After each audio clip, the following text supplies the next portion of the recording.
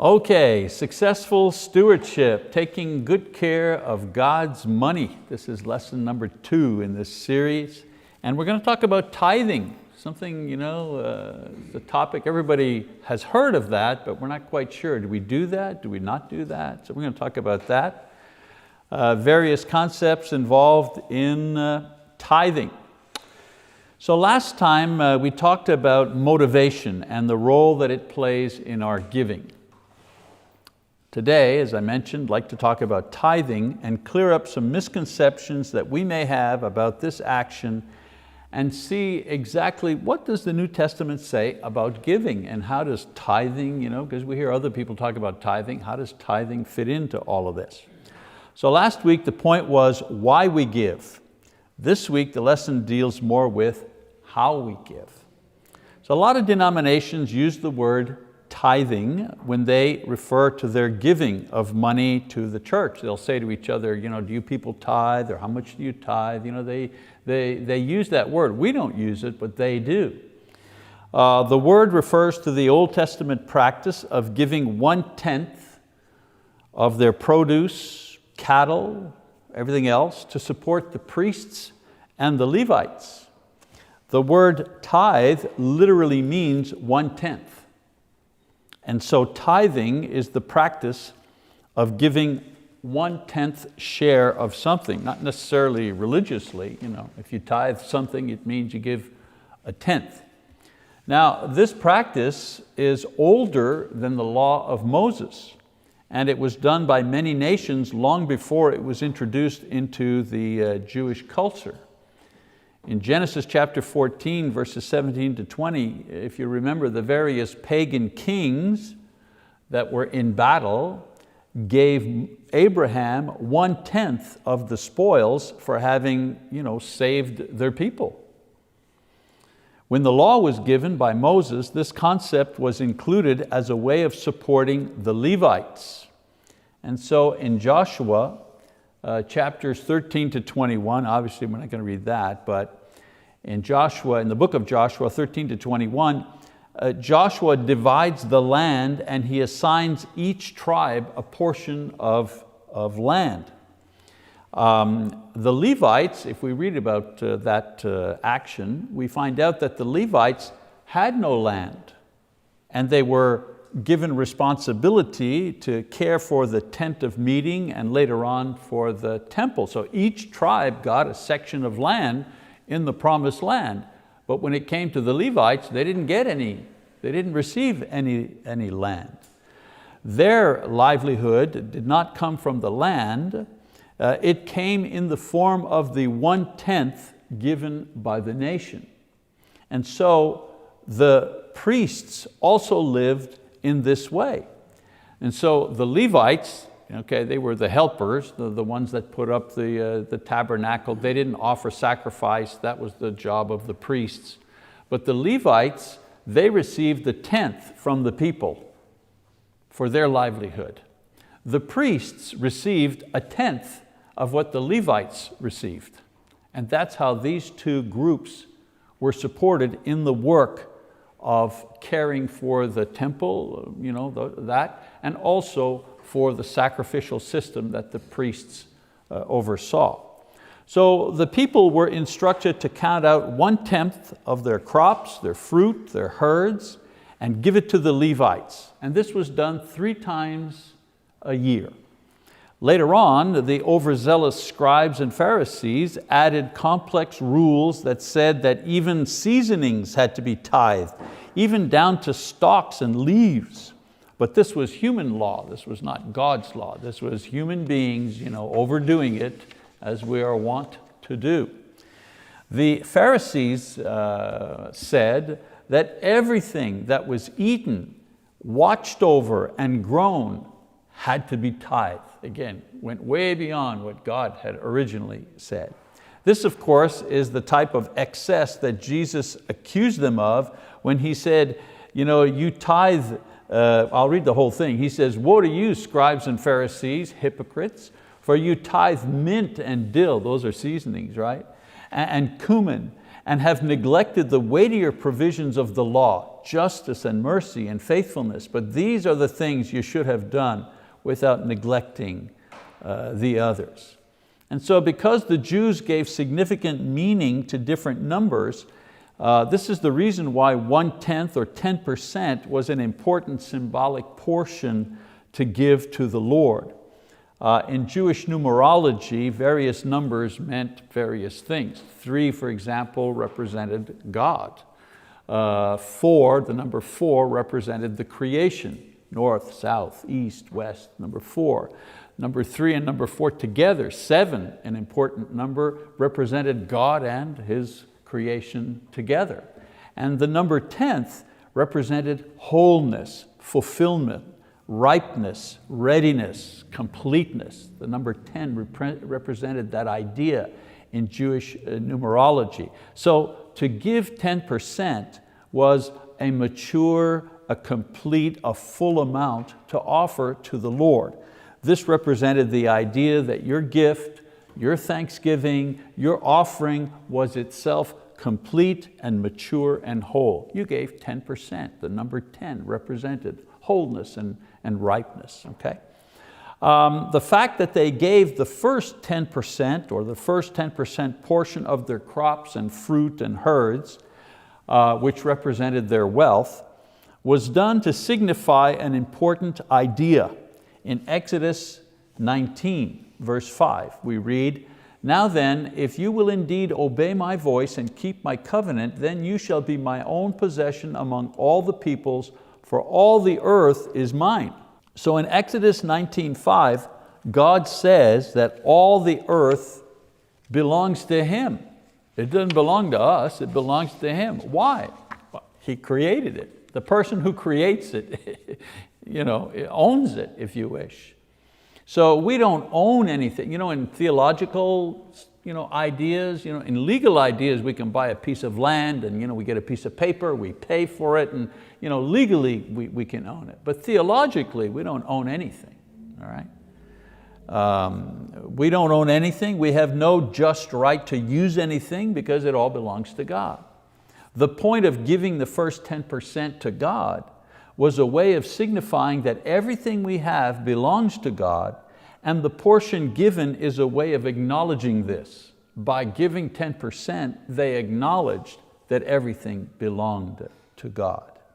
Now, the Jews understood that by giving the first full portion, 10% to God, acknowledging His ownership, God was then permitting and blessing them in the use and the disposal of the other 90%.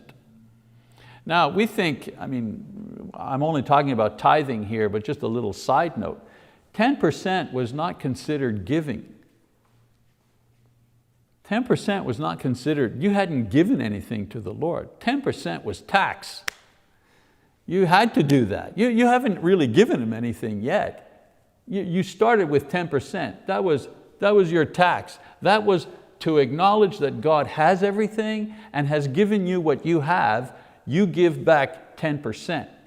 And then you had to give another amount for the firstborn. That was also a tax. Okay, you like a Christian, he's the firstborn of the family. Well, there'd be a tax that Mauricio and Julia would have to give for the firstborn. That also was not considered giving. You hadn't given anything yet. So you've given 10%, then you've given a certain amount to redeem the firstborn. You still haven't given anything. It's only after you've done those two things that the next amount that you gave was considered giving something to the Lord in Jewish thinking, okay, according to the law. So I'm not going to go into that too much. I just want to talk about the 10% and what that signifies. Giving 10% to God simply acknowledge that He was God, He owned everything, and He had allowed you to have what you have, and by giving 10%, He was blessing you in the use of the other 90% of what you were given. So the point was that by rights, all of the produce and the herds should have been given to God because it rightfully belonged to Him. But by giving Him the first full portion, 10% determined a full portion, in order to eliminate doubt as to what a proper and acceptable portion was supposed to be. By giving the first 10%, the Jews knew that they had given the right amount. Because otherwise somebody said, well, how much should I give? Should I give 8%, 14%? Maybe 14% is not enough. So God settled the matter. The law settled the matter, 10%. That was the right amount to give. All right, so there are many religious groups and denominations who have carried over the idea of tithing into the present time. Okay. There are even some churches of Christ who carry on this practice. Now, they may be well-meaning, but there's no New Testament basis for tithing today. No New Testament basis for that. We have no instructions from Jesus or the apostles concerning tithing. The concept of giving, or giving regularly, giving generously, even sacrificially, have all been carried over from the Old Testament to the New Testament. But the requirement that each individual's acceptable portion has to be 10%, that has not been carried over from the Old to the New Testament. Now, some people confuse tithing with pledging. We don't do that here at the Choctaw congregation, but I've been at congregations that do pledging. And the way it works is that at the beginning of the year, an individual will put on a piece of paper what they pledge to give for that year.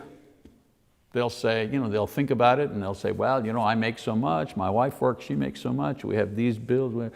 So we plan that we're going to give this much money to the church this year. And of course, Lord willing, if everything goes right, if I keep my job and I don't get sick or whatever, if the Lord permits, this is how much we will give. And a lot of churches use a pledging system in order to make their budget.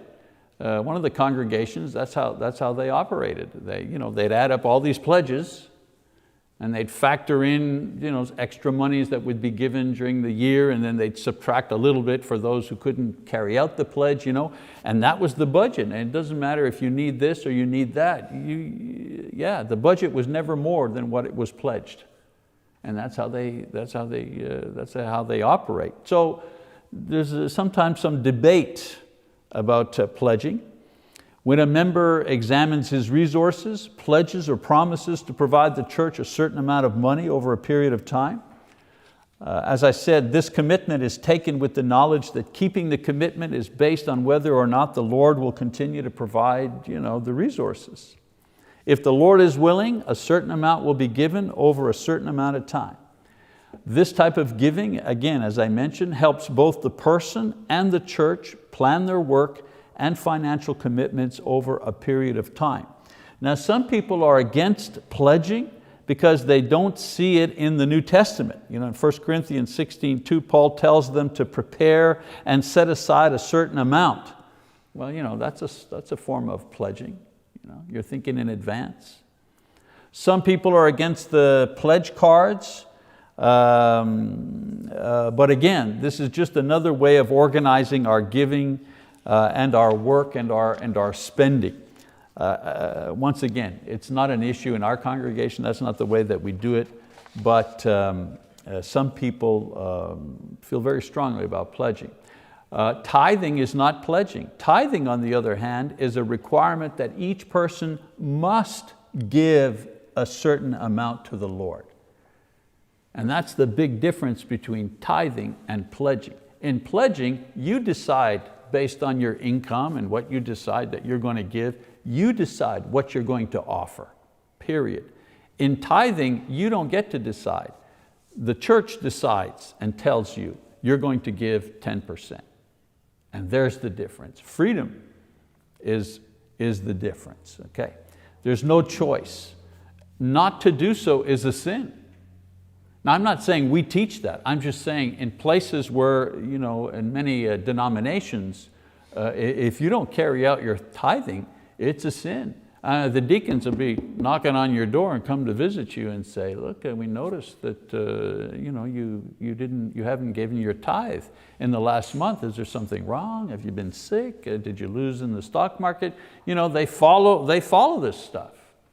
Again, strange for us because that's not been our experience. Okay. Tithing, of course, is easier and more profitable for the budget.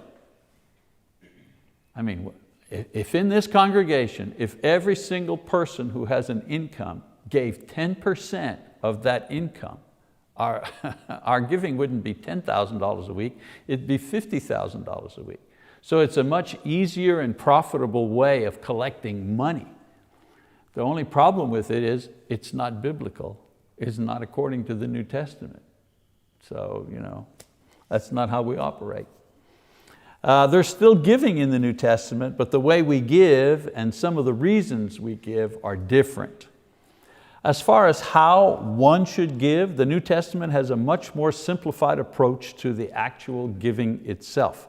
1 Corinthians, it says, on the first day of every week, so that's Sunday, each one of you is to put aside and save as he may prosper, so that no collections be made when I come. So first of all, the rule, the instructions about giving, number one, we give regularly. He said on the first day of the week. That's why many times the fellows who are brothers who are up there presiding at the communion, they say the communion portion is now over, but this is a convenient time to make the collection. Where do they get that idea? Well, they get it from 1 Corinthians 16:2. Paul says, on the first day of the week, make the collection on the first day of the week. So we give regularly. The church provides a convenient time for monies to be collected during weekly worship period on Sunday. Paul is speaking about a special offering here that he was going around collecting for the saints in Jerusalem. But in so doing, he provides the only information that we have concerning the method used to collect funds in the church. So we go with that. One instruction and example in the New Testament is enough, however, to guide our actions. We don't need 10 passages of Scripture telling us that on the first day of the week, we should set aside money for the church.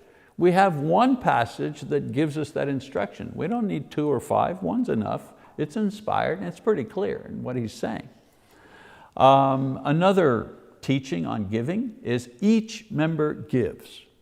Every single member is responsible for giving.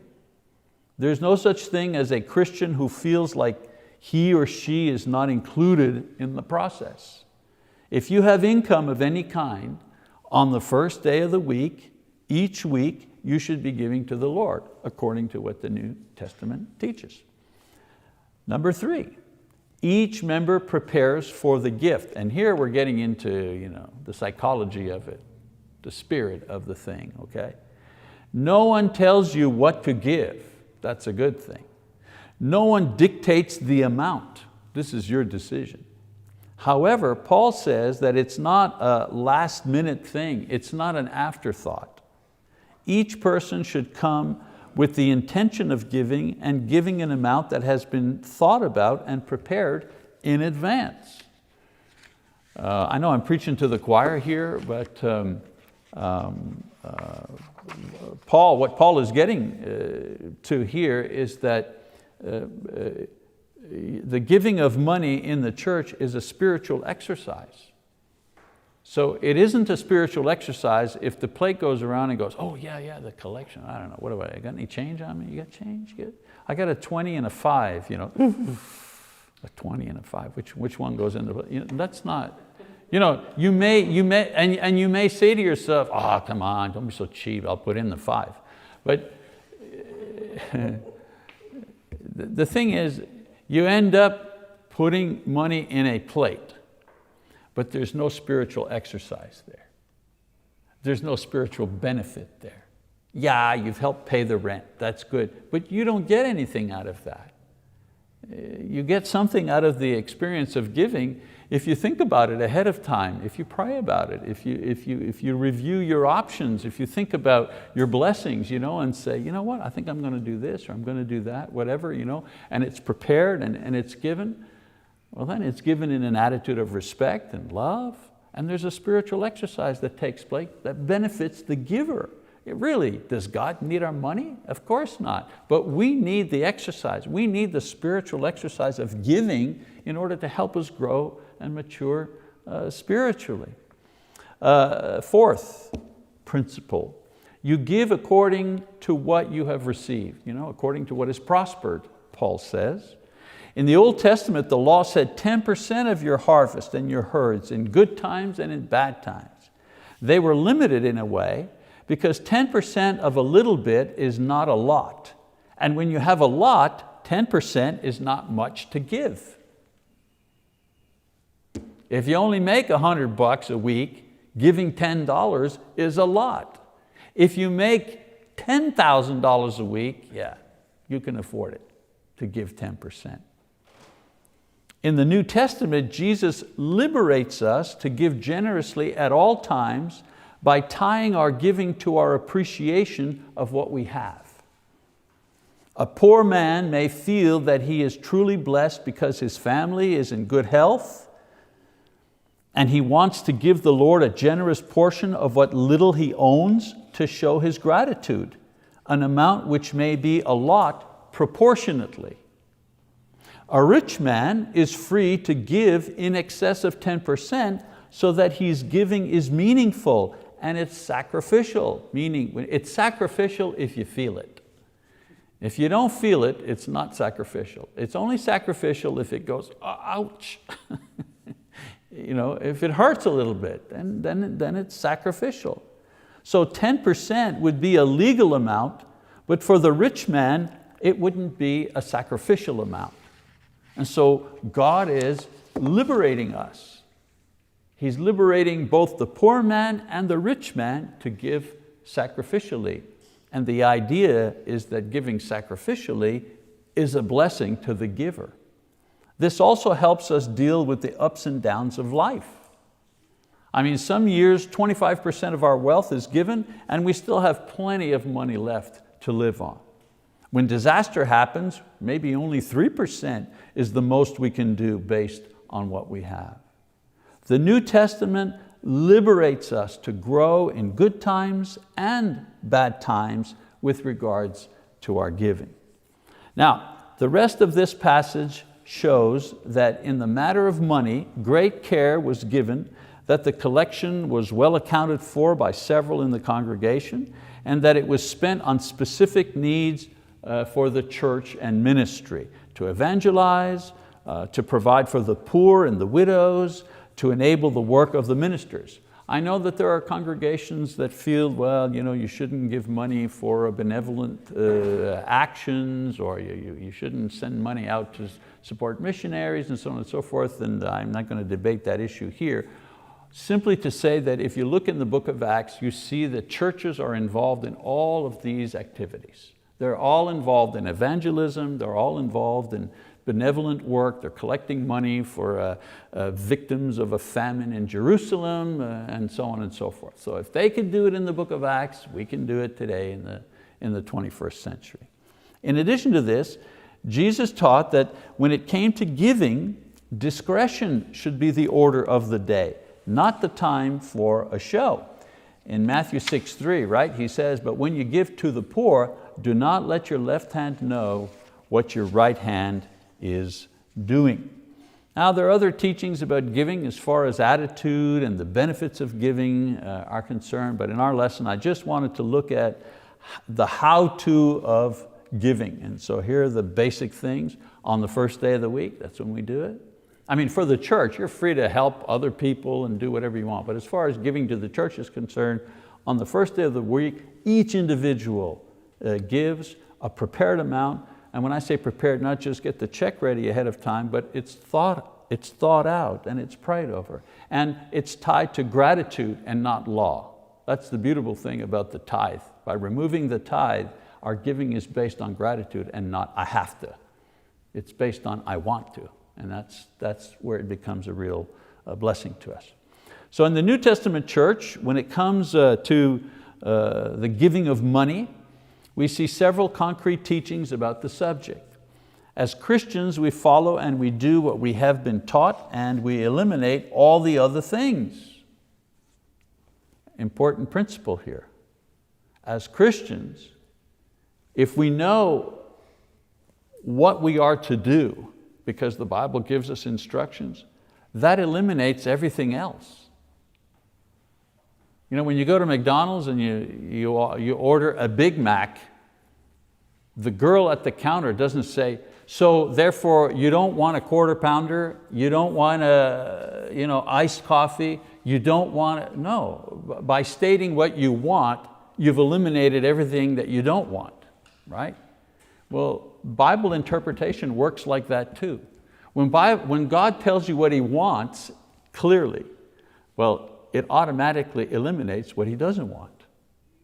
So why do we do it this way? Why do we collect money on the first day of the week? Why do we, each person, why don't we do tithing here, even though it might help the budget? Why do we do it this way? Well, because we've got clear instructions on what to do. And if you have clear instructions on what to do, it eliminates everything else. There's no doubt. So this is why we don't have bake sales or raffles to make money. In Montreal especially, Lise remembers this, I'm sure, but I get this all the time. It was a young church, meaning they were young Christians in Montreal, just converted, and coming out of, most of the times, out of denominationalism and Catholicism, so on and so forth. And I always ask some brother, right, some brother or sister, I got an idea at the men's meeting, I got an idea, We're going to have a bake sale. Let's raffle off a car, like a used car. We'll make a ton of dough, And I'd have to explain to the brothers, no, we can't do that. Why? Everybody would buy tickets. At work, everybody'd be buying tickets, and it's all going to the church. It's a good thing. It was to get across the idea, yeah, but we do things God's way. We don't do things our way. Important principle. When the Bible tells us what and how to do something, this eliminates all the other stuff. So every week, each of us contributes a portion of our means according to our wealth. We give it freely and cheerfully, and once given, it is the responsibility of the church to use it wisely in the work of the Lord. All right, so that's just a few comments about tithing and how we give, just to kind of give us some information about that topic. All right, thank you for your attention.